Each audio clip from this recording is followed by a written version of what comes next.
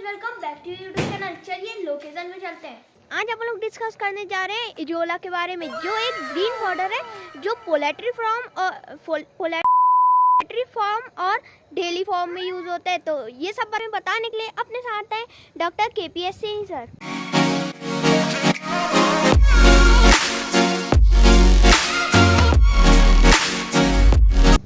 Hello guys, हम आपको बताने जा रहे हैं कि azolla as a green powder हम कैसे उसको उपयोग कर सकते हैं। ठीक है, हमारी पोल्ट्री इंडस्ट्री में, हमारी डेयरी इंडस्ट्री में फीड जो सबसे ज़्यादा कॉस्टली होता है, तो उस फीड की कास्ट को कम करने के लिए हम azolla as a feed substitute use कर सकते हैं। ठीक है, एजोला आप यहाँ देख पा रहे हैं। ठीक है, आप यहाँ पर थोड़ा सा फोकस करें। एजोला आप देख पा रहे हैं, ये ग्रीन पाउडर है। ठीक है, जिसको हम क्या बोलते हैं, फंजाई में बोलते हैं फर्न है, ग्रीन एल्गी है। ठीक है, इसको हम एज ए प्रोटीन, ठीक है, एज ए फीड सब्स्टिट्यूट के रूप में यूज करते हैं, जिसमें 22 से लेकर 26% तक प्रोटीन होता है। तो हमारी जो डेयरी इंडस्ट्री है, देन पोल्ट्री इंडस्ट्री है, देन गोटरी इंडस्ट्री है, उसमें सबसे ज़्यादा जो पैसा है वो हमारा किससे खर्च होता है, वो हमारा सबसे ज़्यादा पैसा खर्च होता है फीड पे।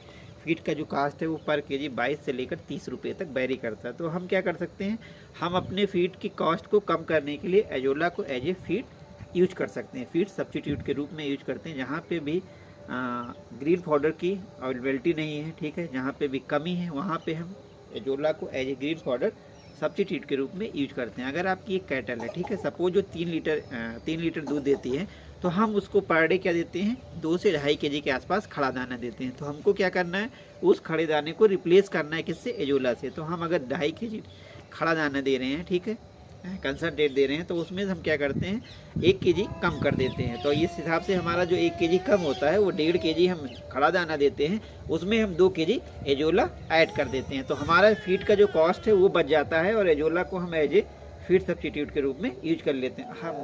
अब हम आपको बताएंगे कि एजोला को आप कैसे अपने यहाँ पे ग्रो कर सकते हैं। तो आपको एक टैंक लेना है, आपको एक सिल्पोलिन सीट लेना है, ठीक है, जिसकी जो हाइट है उसकी ज़्यादा नहीं लेना है, आपको 1/2 मीटर के आसपास की रहनी चाहिए। 2x4 का एक आप टैंक बना सकते हैं। आपके सामने यहाँ पे जैसे एक टैंक बना हुआ है, ठीक है।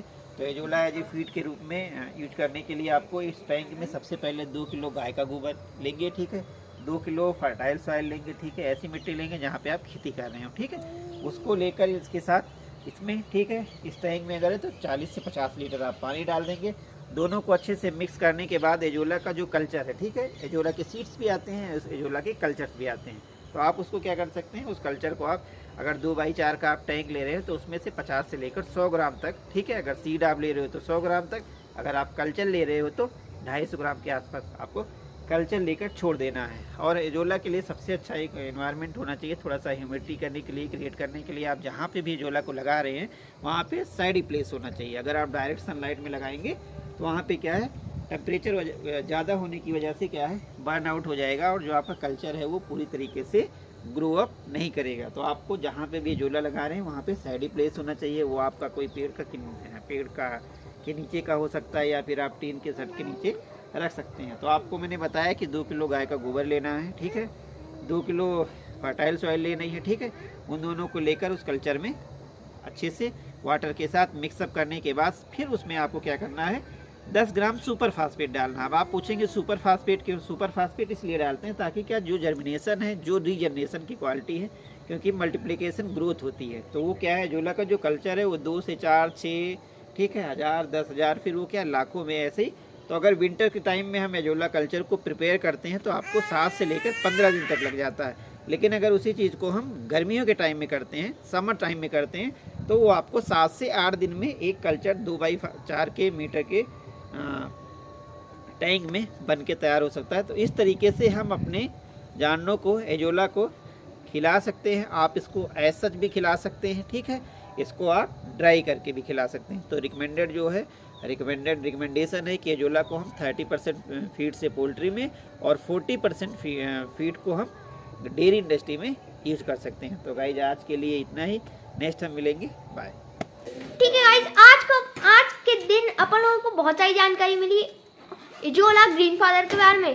तो चलिए गाइज, आज की वीडियो सिर्फ इतना ही, और बहुत बड़ा thank you doctor KPS Singh sir को। ठीक है गाइज, बाय।